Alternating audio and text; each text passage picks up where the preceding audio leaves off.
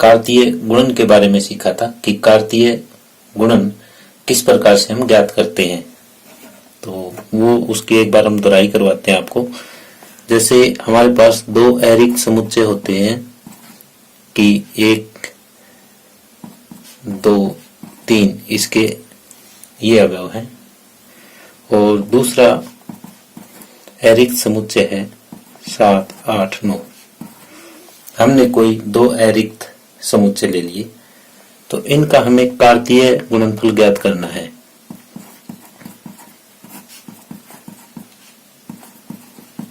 तो कैसे ज्ञात करते थे हम? इसको a गुणा b से दर्शाते थे, और ये इस टाइप से कि पहला अवयव पहले इन तीनों के साथ क्रमित युग्म में आएगा, 1 7 1 8 1 9। इसी तरह से दूसरा अवयव तीनों के साथ आएगा, 2 7 2 8 2 9। इसी तरह से तीसरा अवयव भी तीनों के साथ आ जाएगा, 3 7 3 8 और 3 9। तो इस तरह से हम कार्तीय गुणन ज्ञात करते थे। तो यहाँ पे जो पहला अवयव है, पहला अवयव पहले समुच्चय का होता है,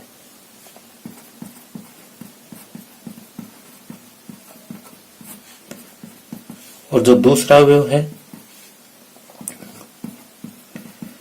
वो दूसरे समुच्चय से होगा।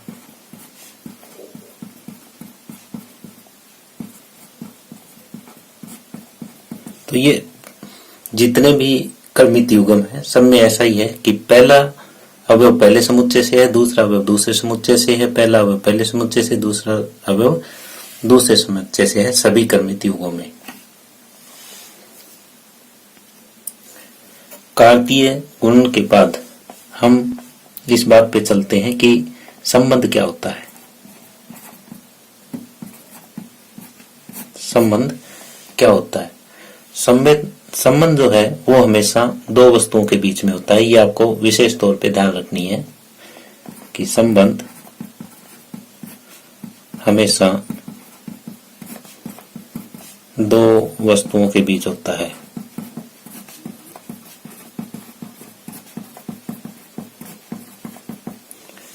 कैसे? जैसे मैं एक एग्जांपल ले रहा हूं, यहाँ पे राम सोहन का पिता है। एक एग्जांपल और लेता हूं, ए बी पी क्यू के समानांतर है। यहां देखो, राम और सोहन के बीच में संबंध है, किसका है? पिता का है। यानी यहाँ पे दो आदमी हैं और उनका आपस में संबंध है। अब ए बी पी क्यू के समांतर है। अब यहाँ दो रेखाओं का संबंध है, और कैसा संबंध है कि वे दोनों समांतर है। तो इस हिसाब से हम संबंध स्थापित कर सकते हैं। और जैसा हमने ये दो समुच्चय लिए थे, अब इनके बीच में किस तरह से संबंध स्थापित होगा ये दर्शाते हैं। जैसे मान लिया ये समुच्चय ए हमने माना था, इसमें अब 1 2 3 है। एक दूसरा समुच्चय और मानना था बी, इसमें 7 8 और 9 ये अवयव है। अब हमें एक संबंध आर स्थापित करना है ए से बी के बीच में, यानी सभी क्रमित युग्मों का समुच्चय। ये संबंध आर इस टाइप से है कि b बराबर a प्लस 5 लिया हमने, जहां पे a जो है पहले समुच्चय से संबंध रखता है और b दूसरे समुच्चय से संबंध रखता है। इस तरह से हमने एक ये संबंध स्थापित किया। अब यहाँ पे क्या है हमारे पास? b बराबर a प्लस 5 है। अब a में देखो पहला एलिमेंट क्या है? 1 है। अगर a की जगह हम 1 रखते हैं तो b कितना आता है? 1 और 5 6। अगर a की जगह 2 रखते हैं तो b की जगह कितना आएगा? 7। अगर a की जगह 3 रखते हैं तो b की जगह आ जाएगा 8। तो यहाँ पे पहला जो क्रमित युग्म है वो ये आया 1 6। दूसरा क्रमित युग्म आया 2 7 और तीसरा क्रमित युग्म आया 3 8। अब ये देखो, पहला अवयव जो है वो ए में होना चाहिए और दूसरा अवयव बी में होना चाहिए। तो यहाँ देखें कि पहला अवयव तो ए में है लेकिन 6 बी में नहीं है, तो ये इसका संबंध नहीं होगा। अब दूसरा देखते हैं कि ए में 2 है, बी में 7 है, तो ये संबंध है। तीसरा ए में 3 है और बी में 8 है, ये भी संबंध है। तो इसके जो संबंध बने वो कौन कौन से बने? आर के बराबर जो संबंध आए वो एक तो 2 और 7 बना है और एक 3 और 8 बना है। तो इस तरीके से हमें यहाँ पे एक संबंध दिया होगा और उससे हमें देखना है कि इनके बीच में कितने संबंध बनेंगे। अब यहाँ पे हम देख रहे हैं कि जो ये आर आया है, ये संबंध जो आया है ये क्या है? ये जो हमारा कार्तीय गुणनफल था उसका एक उपसमुच्चय है। तो अतः हम कह सकते हैं कि संबंध कार्तीय गुणनफल का एक उपसमुच्चय होता है।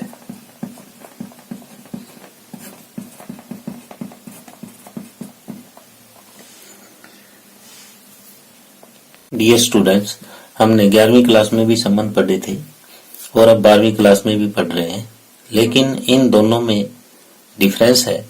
वो डिफरेंस क्या है ये चीज हम आपके साथ डिस्कस कर रहे हैं कि जैसे 11वीं क्लास में हमने जो पढ़ा वो ये था कि हमारे पास 2 समुच्चय होते थे, ए और समुच्चय बी, और जो हम संबंध स्थापित करते थे वो ए के अवयवों का संबंध बी के अवयवों से संबंध स्थापित करते थे।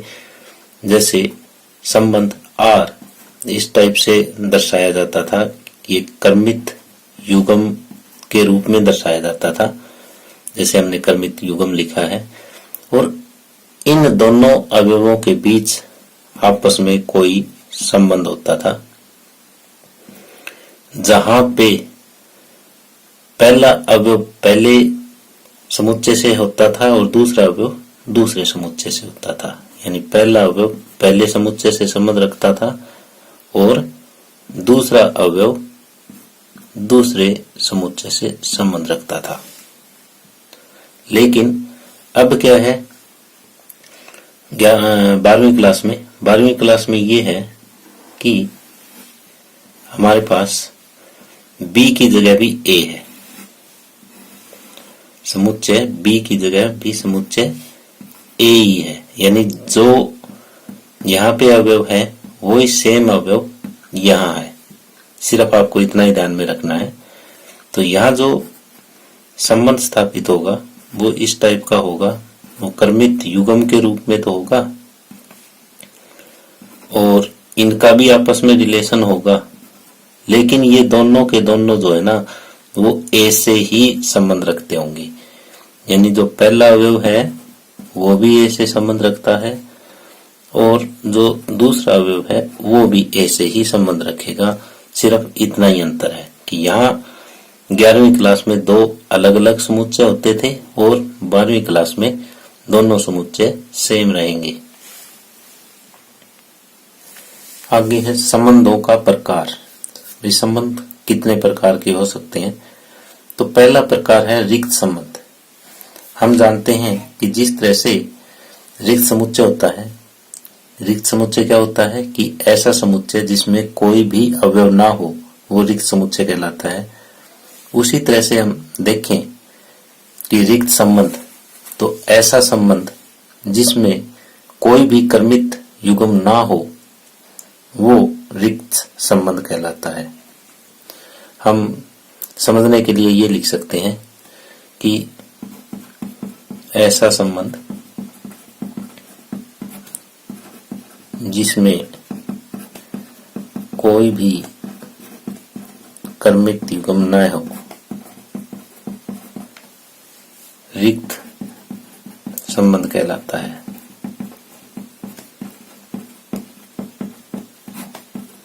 यानी इस परिभाषा को हमने समुच्चय की परिभाषा से जोड़ा है। जैसे रिक्त समुच्चय की परिभाषा होती है, उसी तरह से हम रिक्त संबंध की परिभाषा यहाँ पे बना रहे हैं। जैसे यहाँ पे पहले एक उदाहरण ले रहे हैं, फिर इसकी मेन परिभाषा पे पहुंचेंगे। उदाहरण में जैसे हमने ये एक समुच्चय ए लिया, 1 2 3 4, और इस पे हमने एक संबंध स्थापित किया ए बी, यानी यहाँ पे ए भी ए से संबंध रखता है, बी भी ए से ही संबंध रखेगा। और ये संबंध इस तरीके से स्थापित किया है कि जो ए और बी का अंतर है वो 10 होना चाहिए। तो यहाँ पे हमें ए में से ऐसे अवयव छांटने हैं जिनका अंतर 10 हो, यानी 1 1 का अंतर 10 नहीं हो सकता, 1 2 का भी नहीं हो सकता, 1 3 का भी नहीं हो सकता, 1 4 का भी नहीं हो सकता। इस तरह से ऐसा कोई भी कर्मित युग्म नहीं है जिनका अंतर 10 हो। जैसे सबसे बड़ा और सबसे छोटा भी हम लें और उनका अंतर करें तो वो 3 ही आता है, 10 नहीं आता। तो ऐसा कोई कर्मित युग्म नहीं है जिनका अंतर 10 हो। तो ऐसे केस में ये जो संबंध होगा ये रिक्त संबंध होगा। और इसकी परिभाषा किस तरह से लिखेंगे? इसकी परिभाषा को इस तरह से लिखेंगे, किसी समुच्चय ए में संबंध R,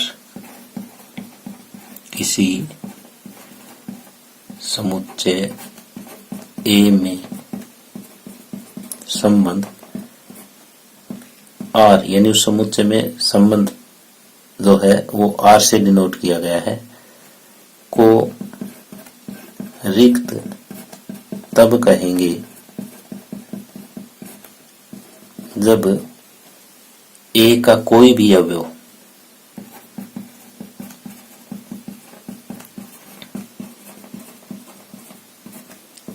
ए के किसी भी अवयव से संबंधित न हो।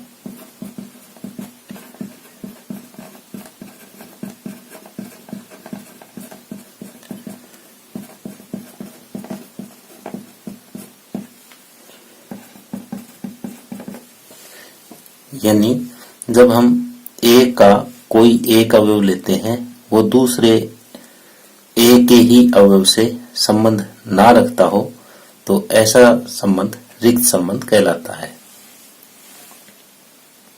आगे है दूसरी टाइप, सार्वत्रिक संबंध। किसी समुच्चय ए में संबंध R को सार्वत्रिक संबंध तब कहेंगे यदि ए का प्रत्येक अवयव ए के सभी अवयवों से संबंध रखता हो। यानी हरेक अवयव के साथ संबंध रखना चाहिए, और वो भी सेम सेट में, ए में।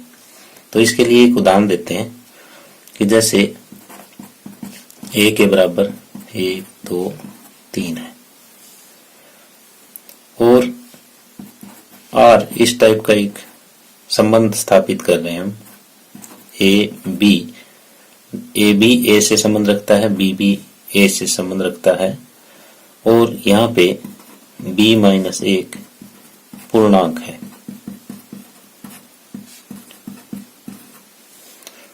अब b-1 पूर्णांक है, यानी यहाँ पे जो हम कर्मित युग्म ए और बी का मान रखेंगे वो एक पूर्णांक होना चाहिए, वही हमारा संबंध है। तो संबंध में जो कर्मित युग्म आएंगे वो कैसे आएंगे? जैसे पहला अवयव हमने एक लिया, एक का इन सभी के साथ संबंध स्थापित करके देखते हैं कि क्या संबंध बनता है। जैसे एक एक, दोनों का अंतर कितना हुआ, 0, 0 एक पूर्णांक है तो ये आर में आएगा। फिर हम दूसरा लेते हैं कि 1 2, तो यहाँ पे भी इनका अंतर एक पूर्णांक है। फिर 1 3, यानी पहले अवयव का हमने तीनों अवयवों के साथ संबंध दिखाया है जो कि सत्य है। अब दूसरे का पहले के साथ ये भी एक पूर्णांक बनेगा अंतर, दूसरे का दूसरे के साथ इनका अंतर भी एक पूर्णांक है, दूसरे का तीसरे के साथ ये भी अंतर एक पूर्णांक है। अब तीसरे का पहले के साथ ये भी पूर्णांक, तीसरे का दूसरे के साथ ये भी पूर्णांक और तीसरे का तीसरे के साथ ये भी पूर्णांक। यानी यहाँ हमने क्या देखा, हमने ये देखा कि ए के प्रत्येक अवयव का संबंध ए के सभी अवयवों के साथ है। यानी अगर हम एक रोस ए भी करें तो वो भी यही सेम चीज आएगी। यानी एक का कार्तीय गुणनफल ए के साथ करें तो वो भी सेम चीज ही आएगी। अगर कार्तीय गुणनफल और जो संबंध है वो अगर बराबर है तो इसका मतलब जो संबंध है वो सार्वत्रिक संबंध है। तो यहाँ हम देख रहे हैं इनकी कार्तीय गुणा करके कि वो भी सेम यही आई। तो अगर आपका संबंध कार्तीय गुणन के बराबर है तो इसका मतलब ये है कि ये सार्वत्रिक संबंध है। समतुल्य संबंध यानी रिफ्लेक्सिव। समतुल्य संबंध कोई भी संबंध कब कहलाएगा ये हमें देखना है। तो समुच्चय ए पे परिभाषित संबंध आर, समुच्चय ए पर परिभाषित संबंध आर समतुल्य कहलाएगा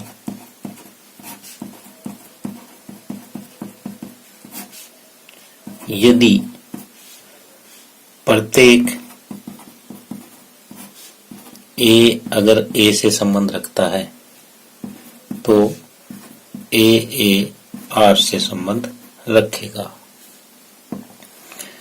यानी जितने भी अवयव ए में हैं उन सभी के लिए ए आर से संबंध रखेगा। यानी पहला अवयव और दूसरा अवयव दोनों सेम होने चाहिए।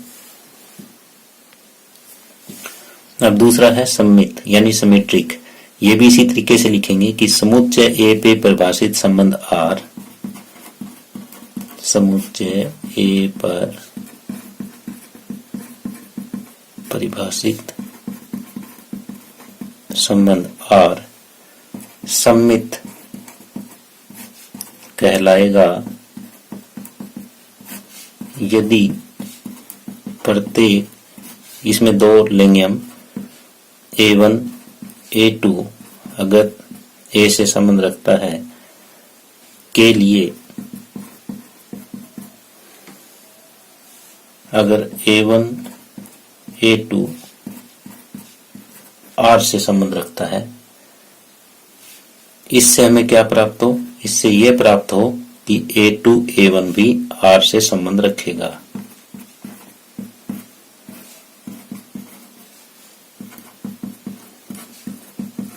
तो यानी अगर A1 A2 आर से संबंध रखता है तो A2 A1 भी आर से संबंध रखता होना चाहिए, तभी ये सम्मित है, अदरवाइज सम्मित नहीं है। अब तीसरा है सकारात्मक यानी ट्रांजिटिव। ये बात सेम यहाँ पे लिखेंगे जो परिभाषा शुरुआत करने की है कि समुच्चय ए पर परिभाषित संबंध आर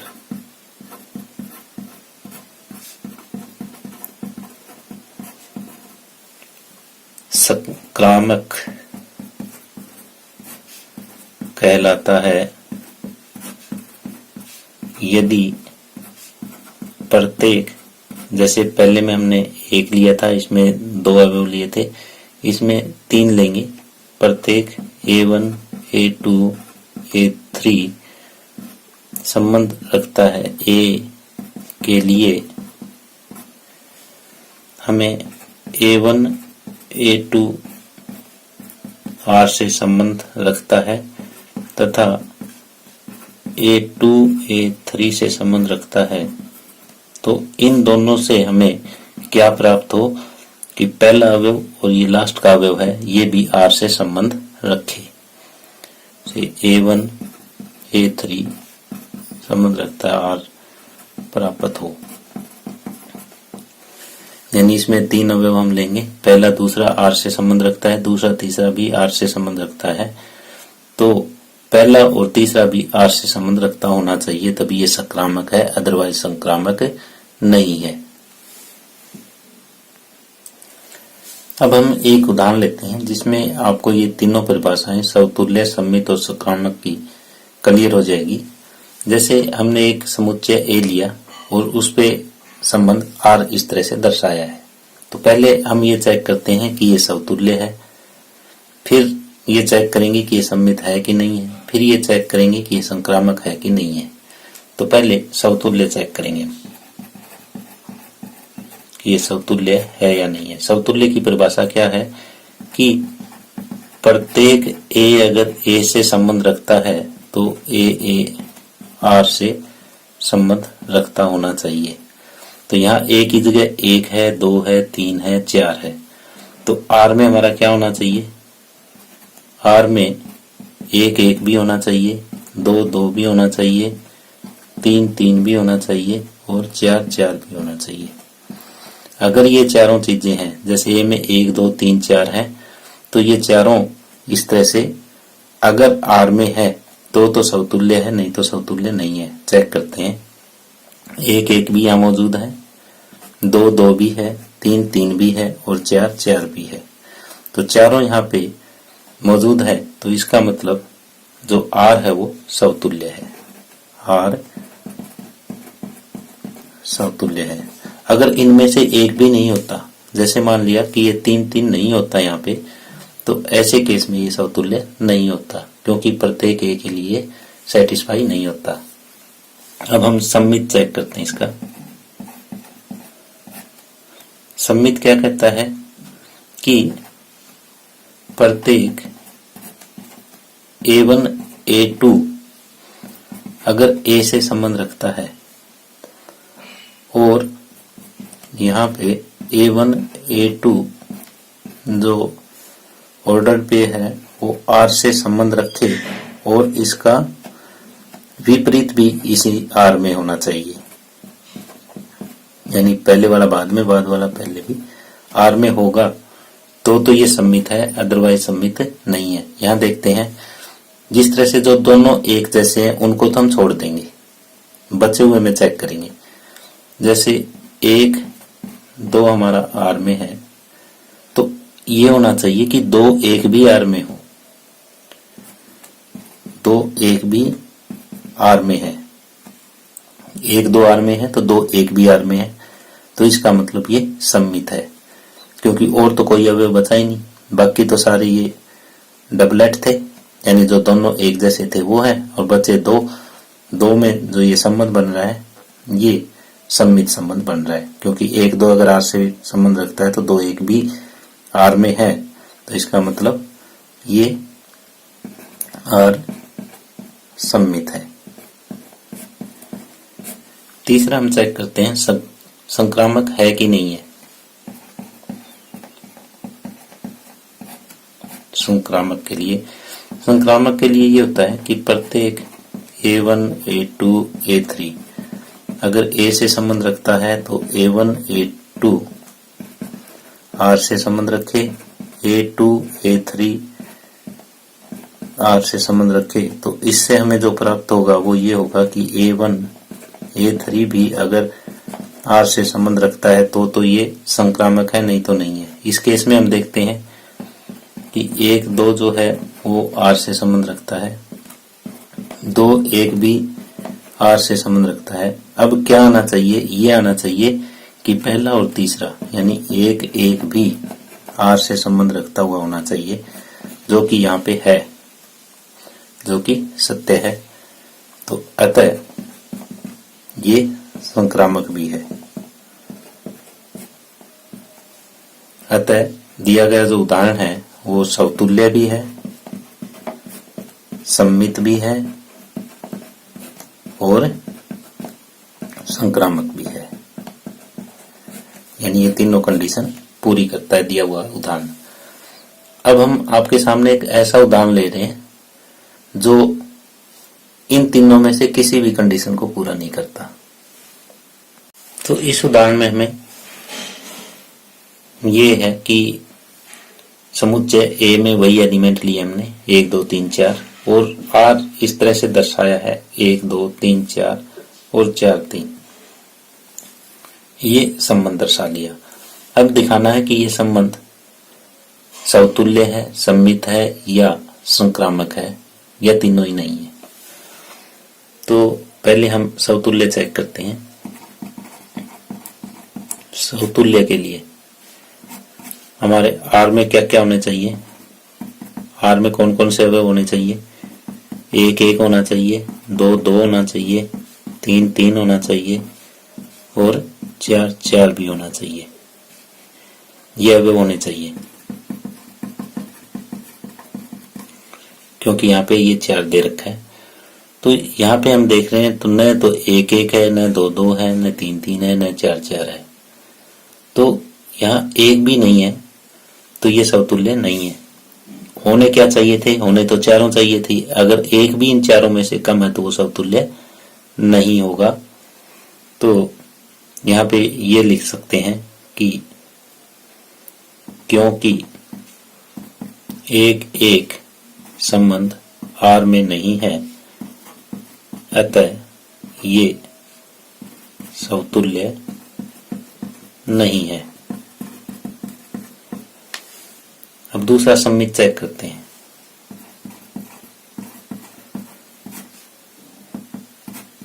सम्मित चेक करने के लिए जैसे हमारे पास 1 2 आर में है तो क्या होना चाहिए था, ये होना चाहिए कि 2 1 भी आर में हो।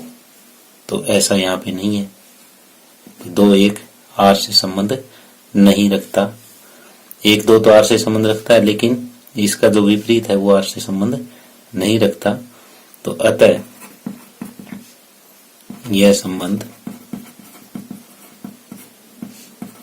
सम्मित भी नहीं है।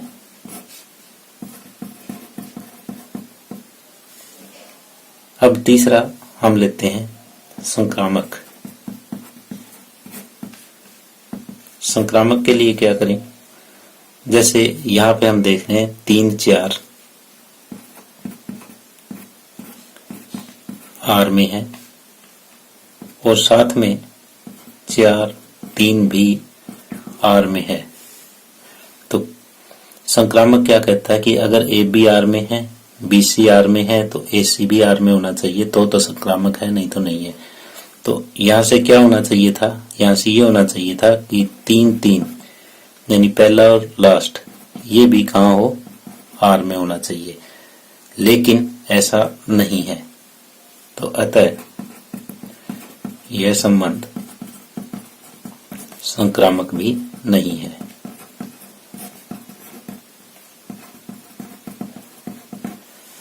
तो यहाँ पे हमने 2 उदाहरण लिए। पहला उदाहरण ये लिया था कि जिसमें हमारा जो संबंध था समतुल्य भी था, सम्मित था और संक्रामक भी था। और दूसरे उदाहरण में हमने ये लिया कि हमारा जो रिलेशन है वो न तो समतुल्य है, न सम्मित है और न ही संक्रामक है।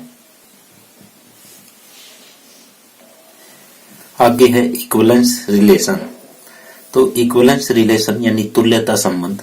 तुल्यता संबंध क्या होता है कि ऐसा संबंध जो समतुल्य भी हो, सम्मित भी हो और संक्रामक भी हो, तो वो संबंध तुल्यता संबंध कहलाता है। यानी इसकी परिभाषा कैसे लिखेंगे कि ए पे परिभाषित संबंध आर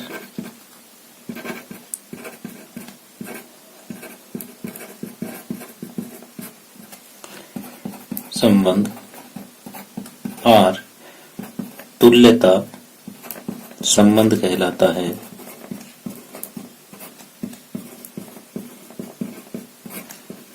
यदि वह समतुल्य हो, सम्मित हो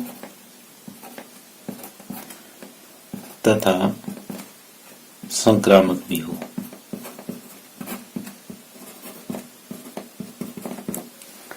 तुल्यता संबंध किसे कहेंगे? ऐसा संबंध जो समतुल्य, सम्मित और संक्रामक तीनों हो, वो तुल्यता संबंध कहलाता है। यानी